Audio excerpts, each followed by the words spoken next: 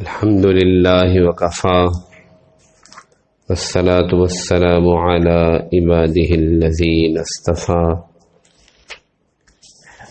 أما بعد قال النبي صلى الله عليه وسلم حدیث جبرائیل عن عمر بن الخطاب رضی اللہ تعالی عنہ قال بينما نحن عند رسول الله صلى الله عليه وسلم ذات يوم اصطلع علينا رجل شديد بياض الثياب شديد سواد الشعر لا يرى عليه أثر السفر ولا يعرفه منا أحد حتى جلس إلى النبي صلى الله عليه وسلم فأسند ركبتيه إلى ركبتيه ووضع كفيه على فخذيه فقال يا محمد أخبرني عن الإسلام فقال رسول الله صلى الله عليه وسلم الإسلام أن تشهد أن لا إله إلا الله وأن محمد رسول الله وتقيم الصلاة وتؤتي الزكاة وتصوم رمضان وتحج البيت إن استطعت إليه سبيلا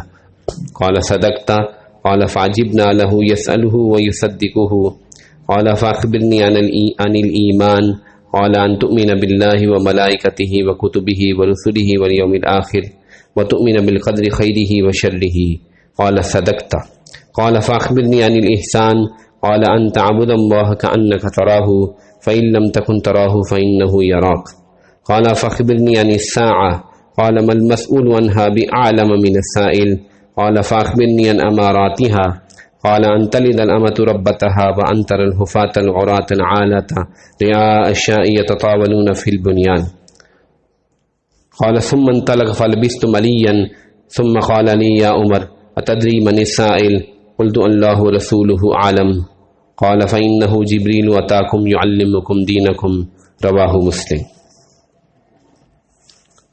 کتاب الایمان میں جو دوسری حدیث آج ہم نے پڑھی ہے یہ حدیث جبرائیل کہلاتی ہے، اور یہ وہ حدیث ہے جس کو علماء اسلام نے ام السنہ سنت کی ماں قرار دیا ہے۔ یہ وہ حدیث ہے جو آپ علیہ الصلوۃ والسلام کے وصال سے کچھ عرصہ پہلے حضرت جبرائیل علیہ السلام کے زمین پر انسانی شکل میں آنے کی صورت میں ورود میں آئی، اور انہوں نے آ کر صحابہ کی موجودگی میں 4 سوالات کیے، اسلام کے بارے میں، ایمان کے بارے میں، احسان کے بارے میں اور قیامت کے بارے میں۔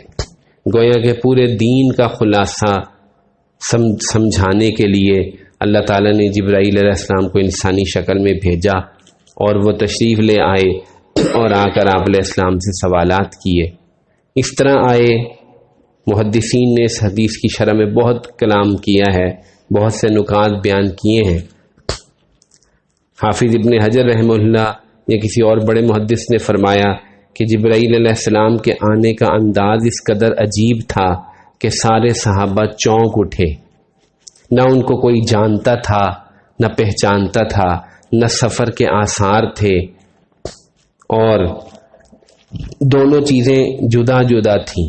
اگر سفر کے آثار ہوتے تو کپڑے میلے ہوتے، بال پرا گندا ہوتے، ایسا نہیں تھا، کپڑے چمک رہے تھے، بال چمک رہے تھے، اور جانتا بھی کوئی نہیں تھا، پردیسی بھی نہیں محسوس ہو رہے تھے اور جانتا بھی کوئی نہیں تھا۔ آ کر وہ آئے اور انہوں نے سیدھا آپ علیہ السلام کے پاس پہنچ گئے، کسی کو نہ دیکھا، انہوں نے 2 زانو ہو کے بیٹھ گئے، گھٹنوں سے گھٹنے جوڑ لیے، یہ ادب کا کرینہ ہے، اور ہاتھ اٹھا کر آپ کی رانوں پہ رکھ دیے۔ یہ عجیب معاملہ ہے، صحابہ سب حیران کہ عجیب شاگرد ہے، ہاتھ اٹھا کے استاد کی رانوں پر رکھ دیے۔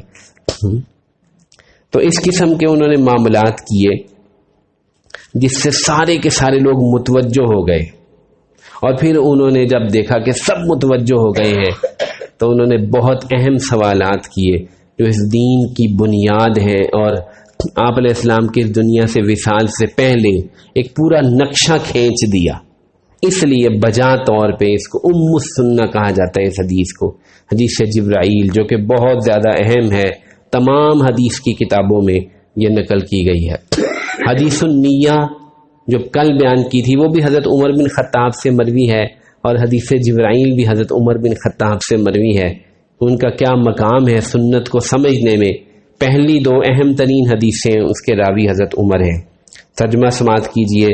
عن عمر بن الخطاب رضی اللہ تعالی عنہ قال بینما نحن عند رسول اللہ صلی اللہ علیہ وسلم ذات یوم. حضرت عمر بن خطاب کہتے ہیں کہ ایک دن ہم رسول پاک صلی اللہ علیہ وسلم کی خدمت میں حاضر تھے. اطلع علینا رجل شدید بیاض الثیاب. اچانک سے، طلوع ہونے کا مطلب ہے ظاہر ہونا، اچانک سے ایک آدمی آیا جس کے کپڑے بہت سفید تھے. شدید سواد الشعر، جس کے بال بہت کالے تھے. لا یرا علیہ اثر السفر، ان پر سفر کے کوئی آثار ہی نہیں تھے، یعنی پردیسی نہیں تھے. ولا یعرفہ منا احد، لیکن ہم میں سے کوئی ان کو پہچانتا بھی نہیں تھا. حتی جلس الی النبی، یہاں تک کہ وہ آپ علیہ السلام کے قریب پہنچ گئے اور بالکل آپ کے سامنے جا کے بیٹھ گئے. فاسند رکبتیہ الی رکبتیہ، انہوں نے گھٹنوں سے گھٹنا جوڑ دیا. ووضع کفیہ علی فخذیہ، اور اپنے ہاتھ اٹھا کر حضور پاک صلی اللہ علیہ وسلم کی رانوں پر رکھ دیے. وقال یا محمد، یہ بھی وہ چیز ہے تیسری جو کہ صحابہ میں سے کوئی نہیں کر سکتا تھا. یا محمد کوئی بھی نہیں کہتا تھا. آپ کو پتہ ہے اللہ جل جلالہ نے خود یا محمد نہیں کہا، یا ایھا المدثر کہا ہے، یا ایھا المزمل کہا ہے، اور صحابہ میں یا رسول اللہ کے علاوہ کوئی یا محمد نہیں کہا کرتا تھا. یہاں سب کو متوجہ کرنے کے لیے کہا جا رہا ہے یا محمد اخبرنی عن الاسلام، مجھے بتلائیے اسلام کیا ہے. فقال رسول اللہ صلی اللہ علیہ وسلم، رسول اللہ صلی اللہ علیہ وسلم ارشاد فرمایا، یہ حضرت عمر کے الفاظ ہیں، اسی رسول اللہ صلی اللہ علیہ وسلم آ گیا. الاسلام ان تشہد ان لا الہ الا اللہ، اسلام یہ ہے کہ تم گواہی دو کہ اللہ کے سوا کوئی معبود نہیں، وان محمد رسول اللہ، اور محمد اللہ کے رسول ہیں. وتقیم الصلاۃ، اور تم نماز کو قائم کرو. وتؤتی الزکوٰۃ، اور تم زکوٰۃ کو ادا کرو. وتصوم رمضان، اور تم رمضان کے روزے رکھو. وتحج البیت، اور تم بیت اللہ کا حج کرو. ان استطعت الیہ سبیلا، اگر تم اس تک پہنچنے کی، اس کے راستے کی استطاعت رکھتے ہو. قال صدقت، کہا آپ نے سچ کہا. عجیب شاگرد ہے، سوال کرنے آیا ہے، سوال کر کے استاد سے کوئی بعد میں یہ تو نہیں کہتا کہ آپ نے سچ کہا. اس کا مطلب جواب تو پہلے سے پتا تھا، وہ تصدیق کر رہے ہیں، وہ شاگرد تصدیق کر رہا ہے کہ آپ نے صحیح کہا بالکل. اس کا مطلب یہ ہے کہ یہاں پر ایک معاملہ ایسا پیش کرنا تھا کہ سارے اس کو نوٹ کر رہے ہیں، حیران ہو رہے ہیں سارے. فعجبنا لہ، ہم سارے حیران ہیں. یسألہ ویصدقہ، عجیب آدمی ہے، خود پوچھتا ہے خود ہی تصدیق کرتا ہے. تو یہاں اگر ہم بریک لگائیں اور اسلام کے بارے میں پہلا سوال ہے اس کو ذرا سمجھ لیں. اسلام کے لغوی معنی کیا ہے؟ اسلام کے لغوی معنی ہے گردن نہادن، اپنے آپ کو سپرد کر دینا، اپنے آپ کو کسی کے حوالے کر دینا، اس کی اطاعت قبول کر لینا. اللہ اور اس کے رسول کی ذات کے لیے اپنے آپ کو سپرد کر دینا، ان کے تابع فرمان ہو جانا، ان کی بات مان لینا، یہ اسلام ہے. تو اللہ تعالیٰ نے ہمیں مسلمان بنایا ہے، یہ بہت بڑی نعمت ہے.